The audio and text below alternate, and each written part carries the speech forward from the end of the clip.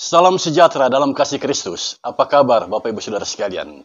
Jumpa lagi di channel ini. Kali ini kita akan menjawab pertanyaan MTPJ Gemim tanggal 15 sampai tanggal 21 Oktober tahun 2023. Semangat menjalani kehidupan karena Yesus ada bersama-sama dengan kita. Mari kita dalami 3 pertanyaan yang diajukan di sini sebagai penjabaran dari kitab Rut pasal 1 ayat 1 sampai ayat yang ke-22 dalam sorotan tema komitmen perempuan asing mengikuti Allah. Bapak Ibu Saudara sekalian, mari kita bersiap untuk menjawab 3 pertanyaan ini. Pertanyaan yang pertama, apa pemahaman saudara tentang komitmen mengikut Allah menurut bacaan Rut pasal 1 ayat 1 sampai ayat yang ke-22? Yang kedua, mengapa komitmen menjadi bagian penting untuk mengikut Allah? Dan yang ketiga, bagaimanakah komitmen kita kepada Allah, gereja, dan keluarga saat ini? Saudara sekalian, kita langsung saja masuk pada pertanyaan nomor 1. Apa pemahaman saudara tentang komitmen mengikut Allah menurut bacaan Rut pasal 1 ayat 1 sampai ayat yang ke-22? Saudara, pertanyaan nomor 1 ini dapat kita jawab dengan baik jika kita membaca Rut pasal 1 ayat 1 sampai ayat yang ke-22 dan menggali pesan dari dalamnya. Sebab dalam pertanyaan ini yang diminta dari kita adalah pemahaman kita, pemahaman saudara dan saya tentang komitmen mengikut Allah menurut Rut pasal 1 ayat 1 sampai ayat yang ke-22. Komitmen, jika kita mengikuti kamus bahasa kita, pengertiannya adalah perjanjian atau keterikatan untuk melakukan sesuatu. Jadi jika Anda punya perjanjian dengan seseorang dalam hal melakukan sesuatu, itu namanya komitmen. Atau Anda berjanji dengan diri sendiri untuk melakukan sesuatu, itu namanya komitmen. Karena itu secara umum komitmen dipahami sebagai janji untuk melakukan sesuatu. Contoh komitmen dalam hubungan percintaan memprioritaskan waktu berkualitas bersama dengan pasangan kita. Itu contoh komitmen. Jadi kalau kita mau meluangkan waktu bersama dengan pasangan kita, menikmati waktu itu bersama dengan pasangan kita, itu adalah komitmen. Sehingga saat bersama, kebersamaan itu benar-benar dinikmati. Benarlah pendapat Klikman. Seseorang dianggap berkomitmen jika bersedia mengorbankan waktu dan tenaganya secara relatif lebih banyak dari apa yang telah ditetapkan baginya. Itu komitmen. Jadi dia meluangkan waktu dan dia menggunakan tenaganya semaksimal mungkin. Relatif lebih banyak dari apa yang telah ditetapkan baginya. Nah, dalam teks Rut pasal 1 ayat 1 sampai ayat yang ke-22, komitmen untuk mengikuti Allah kita temukan dalam pribadi seorang perempuan asing asal Moab yang bernama Rut.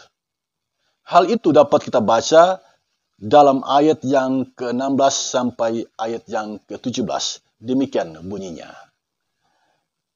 Tetapi kata Rut, janganlah desak aku meninggalkan engkau dan pulang dengan tidak mengikuti engkau. Sebab kemana engkau pergi, ke situ jugalah aku pergi. Dan di mana engkau bermalam, di situ jugalah aku bermalam. Bangsamulah bangsaku dan Allahmulah Allahku. Di mana engkau mati, aku pun mati di sana, dan di sanalah aku dikuburkan. Beginilah kiranya Tuhan menghukum aku, bahkan lebih lagi daripada itu, jikalau sesuatu apapun yang memisahkan aku dari engkau, selain daripada maut. Saudara sekalian, ayat 16 dan ayat yang ke-17 yang kita baca tadi, berisi komitmen dari seorang perempuan Moab yang bernama Rut. Komitmennya ini dia sampaikan kepada ibu mertuanya yang bernama Naomi. Dari apa yang disampaikan oleh Rut ini, kita menemukan komitmennya. Yang pertama, kemana engkau pergi, ke situ jugalah aku pergi. Dan di mana engkau bermalam, di situ jugalah aku bermalam. Saudara, di sini terbaca komitmen Rut untuk mengikuti Naomi, ibu mertuanya. Kemanapun Naomi pergi, Rut selalu bersamanya, Rut selalu menyertainya. Rut tidak akan meninggalkannya. Ini adalah contoh seorang anak menantu yang berbakti pada ibu mertua. Sekalipun suaminya telah meninggal dunia, tetapi dia tidak meninggalkan ibu mertuanya. Di zaman sekarang ini, jarang kita berjumpa dengan perempuan yang seperti ini. Jika Anda adalah perempuan yang seperti ini, berbahagialah Anda. Yang kedua, Rut berkata, bangsamulah bangsaku. Ya, bangsamulah bangsaku. Dari kalimat ini jelas, Rut berkomitmen menjadi satu bangsa dengan Naomi. Dia meninggalkan bangsanya, bangsa Moab, dan menjadi bagian dari bangsa Israel. Yang ketiga, di sini Rut berkata, Allahmulah Allahku. Di sini kita melihat komitmen Rut soal keyakinan imannya. Apa yang diyakini oleh Naomi, ibu mertuanya, itulah yang diyakini oleh Rut. Naomi menyembah Allah, menyembah Yahweh. Itu juga yang diyakini oleh Rut. Apa yang disembah oleh Naomi, itu yang disembah oleh Rut. Saudara, jelas bagi kita, ada 3 komitmen dari Rut dalam bacaan kita saat ini. Yang pertama, komitmennya mengikuti Naomi. Kemanapun Naomi pergi, Rut berkomitmen untuk mengikutinya. Jarang ada anak menantu yang seperti ini. Biasanya seorang perempuan yang ditinggal pergi oleh suaminya, dia pun akan pergi meninggalkan ibu mertuanya dan memilih menikah lagi jika dia masih muda. Rut tidak seperti itu. Ia berkomitmen untuk selalu bersama Naomi, ibu mertuanya. Itu komitmen yang pertama. Komitmen yang kedua dari Rut adalah menjadi satu bangsa dengan Naomi. Rut berkebangsaan Moab. Kebangsaannya itu dia tinggalkan dan dia berkomitmen beralih status menjadi bangsa Israel. Moab, kita tahu bersama, adalah bangsa keturunan dari Lot, kemenakan Abraham. Saudara, Rut melepaskan kewarganegaraan Moab dan menjadi perempuan Israel. Yang ketiga, komitmen Rut yang ketiga adalah komitmen keyakinan iman. Apa yang menjadi keyakinan iman dari bangsanya Moab, dia lepaskan. Rut mengikuti keyakinan ibu mertuanya Naomi. Menyembah Allahnya Naomi. Allah yang memperkenalkan diri kepada Musa dengan nama Yahweh. Nah, dari sini kita memahami bahwa komitmen Rut mengikuti Allah yang disembah oleh Naomi merupakan keputusan yang berani, saudara sekalian. Ini soal keyakinan iman.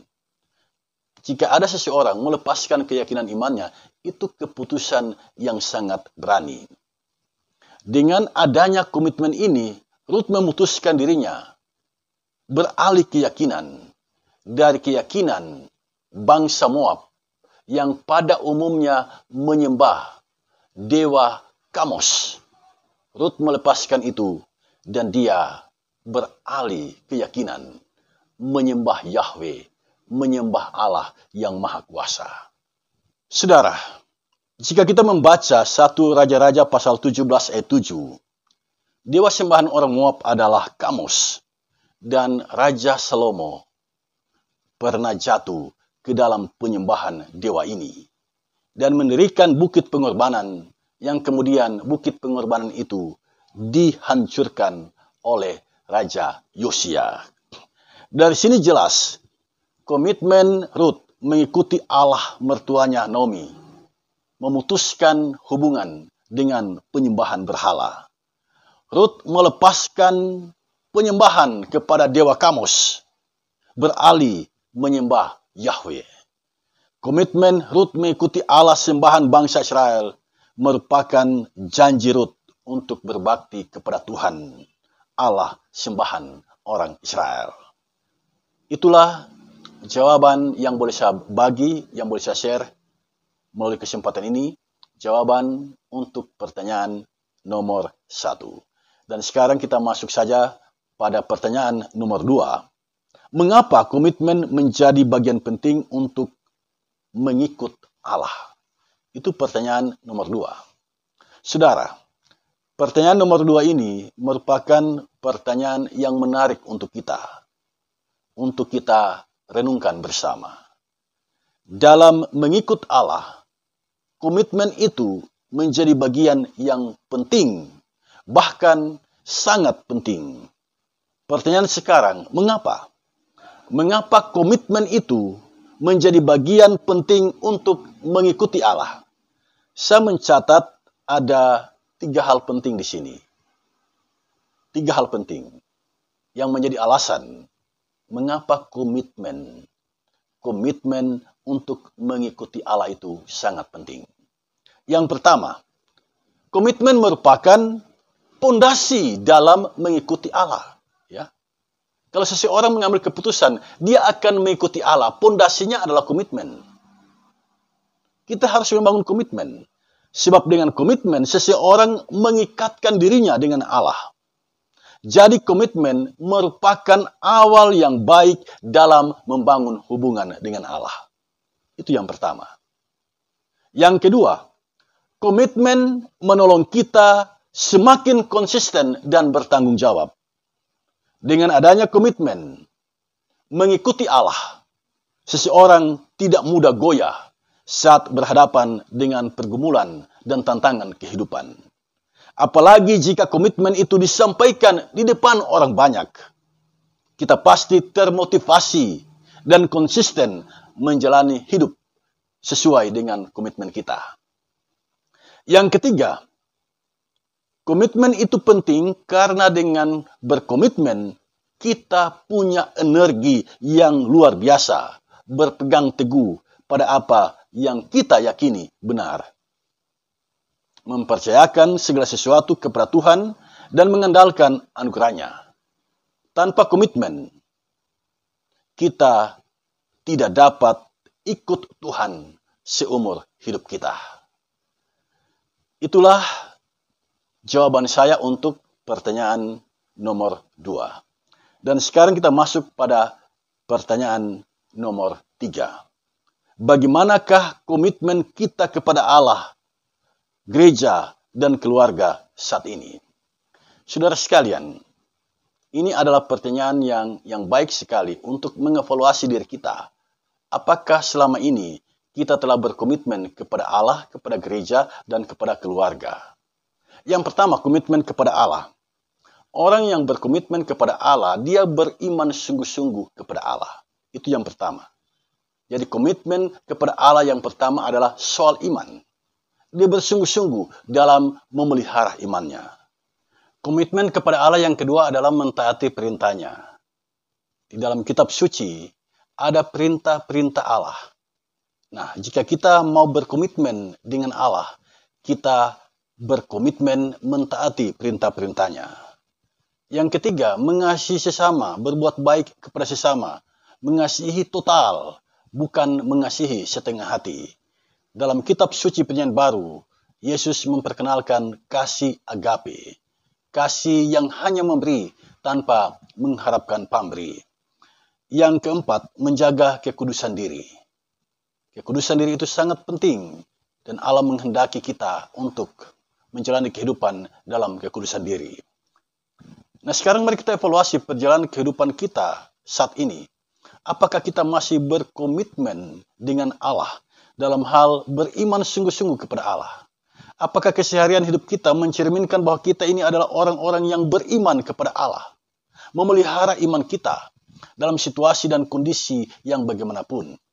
Ini penting untuk kita renungkan bersama, sebab acap kali ketika ada masalah, ketika ada pergumulan, tidak nampak bahwa kita adalah orang yang beriman. Apakah selama ini kita telah mentaati perintah Allah? Apakah selama ini kita tekun menjalani perintah Allah? Ataukah hanya setengah hati? Apakah selama ini kita mengasihi sesama kita? Mengasihi tanpa pamrih? Ataukah mengasihi karena mengharapkan balasan? Apakah selama ini kita menjaga kekudusan diri? Ataukah kita tidak peduli dengan semuanya itu? Ini adalah catatan evaluatif untuk mengevaluasi sejauh mana kita berkomitmen mentaati Allah. Yang kedua, komitmen kepada gereja. Ada 3 hal penting di sini dalam hal membangun komitmen dengan gereja. Yang pertama, menjadi bagian dari kehidupan kerajaan Allah. Kerajaan Allah yang dimaksud adalah gereja. Dan berkontribusi di dalamnya, saling menopang, saling memperhatikan, saling membantu, dan saling mengasihi. Yang kedua, menjaga keutuhan gereja. Kita berkomitmen untuk itu. Ini sangat penting sebab dewasa ini roh perpecahan mulai nampak di mana-mana. Ketika dia tidak menduduki jabatan tertentu dalam gereja, muncullah keinginan, muncullah pemberontakan untuk membentuk gereja baru. Nah, sebagai warga gereja, kita harus berkomitmen untuk menjaga keutuhan gereja. Yang ketiga, menjadikan gereja itu misioner. Gereja yang melihat ke dunia di luar dirinya, bukan hanya melihat dirinya sendiri. Pelayanannya tidak hanya sebatas gereja, tetapi melayani dunia di mana dia berada. Sebab panggilan Kristus bagi kita adalah pergi ke seluruh dunia, menjadikan semua bangsa murid Kristus. Nah, apakah spirit misioner yang seperti ini masih ada dalam diri kita sebagai warga gereja? Apakah selama ini kita punya keinginan yang besar berkontribusi dalam kehidupan bergereja? Apakah selama ini kita punya motivasi yang kuat untuk menjaga keutuhan bergereja? Kalau itu ada pada kita, itu berarti kita sungguh-sungguh berkomitmen kepada gereja. Yang ketiga, berkomitmen kepada keluarga. Ya, membangun rumah tangga yang harmonis itu merupakan tanggung jawab kita bersama. Nah, disinilah dibutuhkan komitmen. Saya mencatat ada 5 hal yang harus menjadi komitmen kita. Dan yang kelima itu yang sangat-sangat fundamental, yang sangat prinsip, yang acap kali kita abaikan. Yang pertama, memperhatikan quality time, waktu yang berkualitas dalam keluarga. Artinya kita menjadikan keluarga itu sebagai prioritas utama kita. Yang kedua, saling berkomunikasi secara terbuka. Ini penting saudara sekalian, sebab acap kali masalah tidak dapat diselesaikan karena kita tidak mau berkomunikasi. Atau iklim berkomunikasi itu tidak tercipta di dalam kehidupan berkeluarga. Membangun iklim yang komunikatif itu penting. Sebab ada banyak masalah muncul dalam kehidupan berkeluarga karena iklim komunikatif itu tidak kita bangun dan tidak kita ciptakan. Yang ketiga, setiap keluarga punya masalah. Nah, ketika ada masalah, selesaikan itu dalam kehidupan keluarga. Jangan diumbar keluar. Misalnya lewat media sosial atau bercerita kepada teman-teman kita. Ini hal yang tidak bijak, yang bisa saja merusak tatanan kehidupan berkeluarga. Belajarlah memikul salib, kata Yesus. Belajarlah menghadapi masalah. Kita tidak mungkin bertumbuh sebagai pribadi yang dewasa jika kita tidak pernah mau belajar untuk menghadapi masalah. Yang keempat, saling menjaga kepercayaan. Kepercayaan itu penting. Jika kita saling percaya, iklim kehidupan di dalam kehidupan keluarga itu benar-benar dapat kita nikmati dengan baik. Tetapi jika tidak saling percaya, walaupun kita ada bersama dalam satu rumah, tetapi kondisi psikis kita tidaklah nyaman. Karena itu penting untuk saling percaya. Dan yang kelima atau yang terakhir, saling mengampuni, saling memaafkan satu sama lain. Tidak ada suami yang sempurna. Tidak ada istri yang sempurna. Jika kita salah, jika kita berbuat salah, mari kita saling memaafkan satu sama lain. Hanya dengan memaafkan, hanya dengan mengampuni satu sama lain, kita dapat menyelesaikan persoalan sehebat apapun persoalan itu. Mengapa kita harus mengampuni? Karena Kristus, Kepala Gereja, telah mengajarkan kepada kita tentang hal itu. Di saat Dia dibenci, ditolak, disiksa, digantung di kayu salib, Dia mengucapkan kalimat ini, "Ya Bapa, ampunilah mereka, sebab mereka tidak tahu apa yang mereka perbuat." Saudara sekalian, inilah 5 hal yang harus kita bangun dalam kehidupan keluarga, yang harus menjadi komitmen kita.